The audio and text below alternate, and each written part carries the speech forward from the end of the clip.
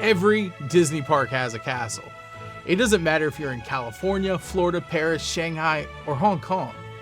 When you step through those gates, the castle is waiting for you. It's the postcard, the movie poster, the centerpiece that tells you, without question, you've entered a world built on fantasy. But this wasn't just a happy accident. Walt Disney knew exactly what he was doing. He even had a funny name for it, the Weenie. Back in Walt's animation days, a weenie was what you gave a dog to get it to follow you. It was a reward, a lure, something irresistible that pulled you exactly where you wanted to go. Walt applied the same idea to Disneyland. The castle wasn't just decoration, it was the visual treat that drew guests down Main Street and deeper into his world. It was psychology baked into architecture. When Walt set out to design Disneyland, he needed a castle that felt both familiar and impossible. Something audiences had seen in storybooks but never in real life. His team of Imagineers pulled inspiration from across Europe.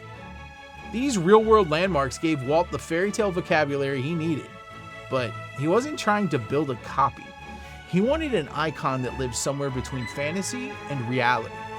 The final design, Sleeping Beauty Castle, it wasn't huge. At 77 feet tall, it was smaller than the Matterhorn that would rise a few years later.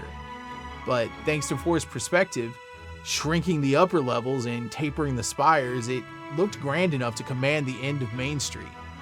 And it worked. The castle pulled guests through the park like a magnet. It was a storytelling trick made out of steel, plaster, and imagination. And here's the part most guests never realize. Sleeping Beauty Castle is actually backwards. When Imagineers were working on the model, Herb Ryman placed the castle mock-up on the table facing the wrong way. Walt liked it better that way and told them to leave it. So what you see today is the front of the castle was originally designed to be the back. It's Imagineering by happy accident, and it stuck. Inside, the castle carried the story forward. Ivan Earl, the artist behind Disney's animated Sleeping Beauty, designed bold, angular murals that turned the interior into a walk-through fairy tale. Guests weren't just looking at a castle, they were walking through the pages of a storybook. And that became the template. The castle wasn't just a backdrop, it was an attraction. And from that moment forward, the castle was locked in as the defining weenie of every Disney park to come. Fast forward 16 years, Walt had passed away, but his team carried forward his vision to Florida. Walt Disney World's Magic Kingdom needed a centerpiece even bigger, bolder, and more dramatic than Anaheim's. Sleeping Beauty Castle looked charming in California, but in the wide-open Florida swamp, it would have been swallowed alive. So, in 1971, Cinderella Castle was unveiled, 189 feet tall, towering over Main Street, designed to be visible from across the park. It was built with a steel frame and concrete core, finished with fiberglass and plaster, not stone, but strong enough to withstand Florida hurricanes. The spires were topped with real gold leaf because why stop its subtlety? Inside, Imagineers went for maximum spectacle. 5 enormous Gothic arches hold mosaics crafted from over 300,000 pieces of glass, sterling silver, and 14-karat gold. The story of Cinderella stretches across the walls, and if you look closely, the stepsisters literally change color with emotion. One glowing red with rage, the other green with envy. And then there's the legendary Cinderella Castle suite. Originally planned as a private apartment for Walt and his family, it was never finished in his lifetime, obviously.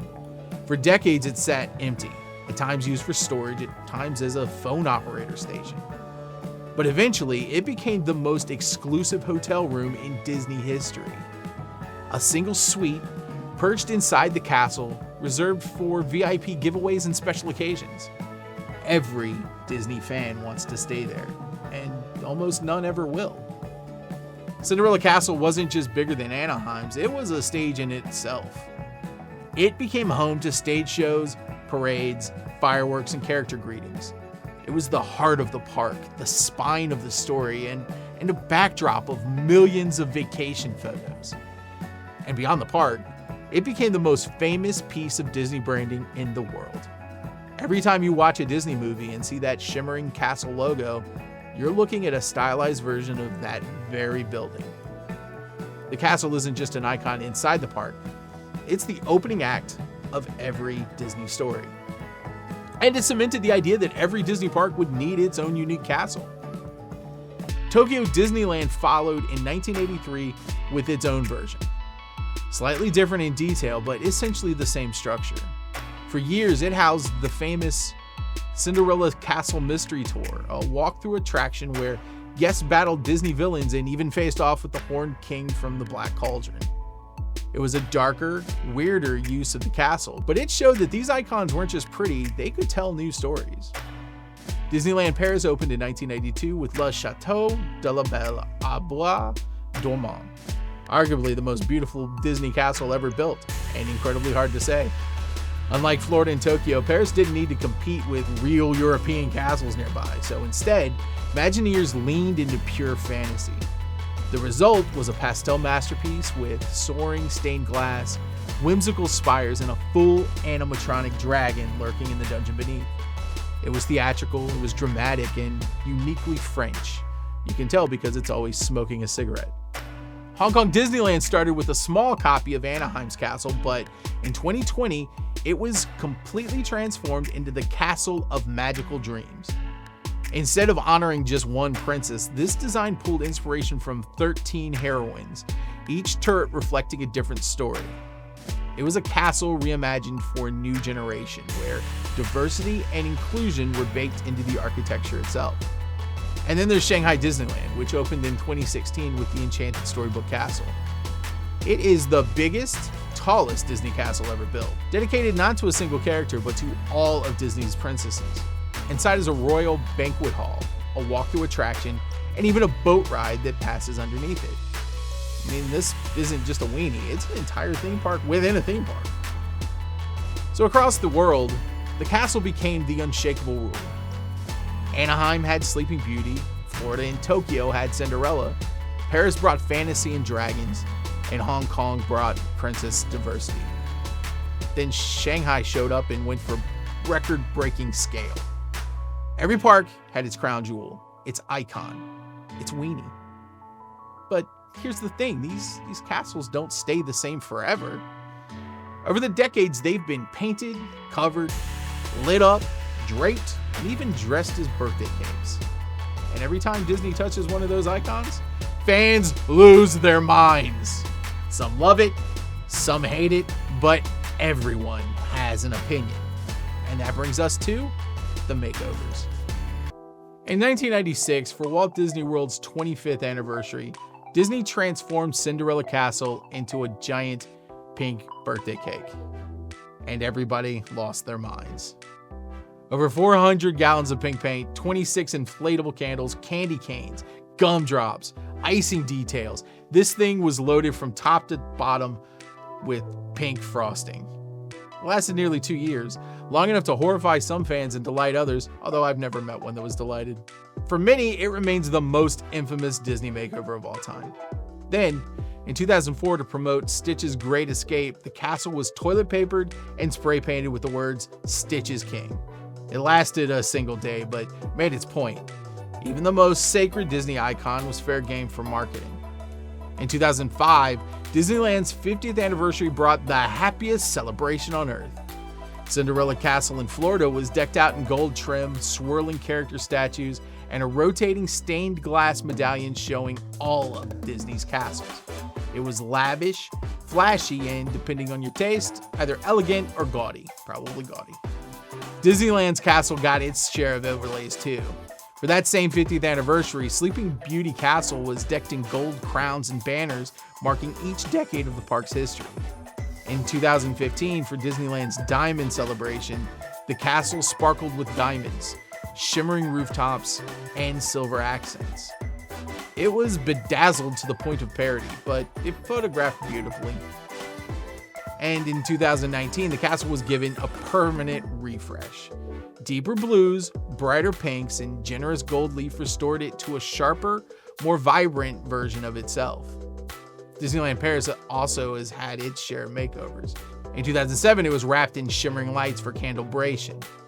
In 2015, it got a diamond-themed overlay for Disneyland's 60th celebration. And in 2023, for Disney's Centennial, it was adorned with iridescent silver trim and banners.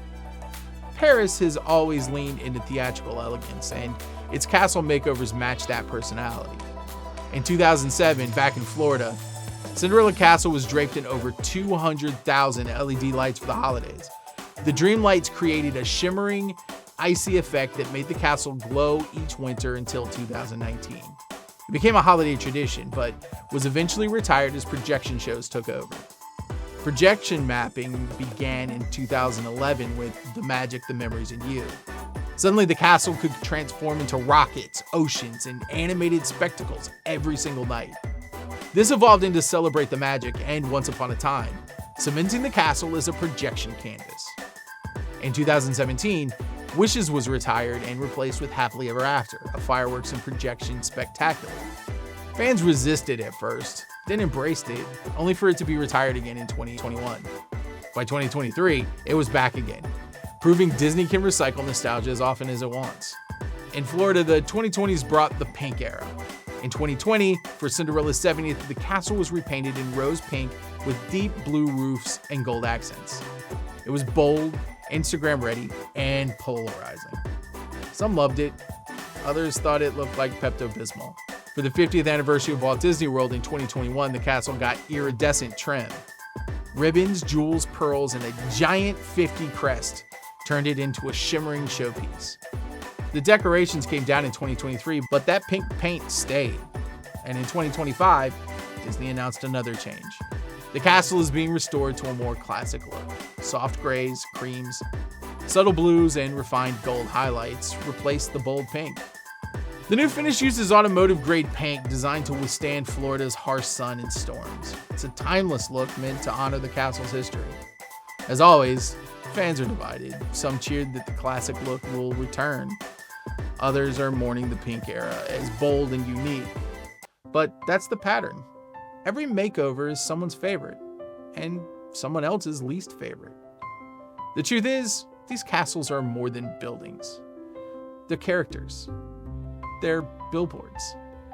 They're mood swings in plaster and paint. From Anaheim's Little Fairytale Tower to Shanghai's colossal Princess Fortress, each castle has evolved, adapted, and reinvented itself. And every change tells us something about the era it was built in. So, what did we learn? The castles aren't frozen monuments.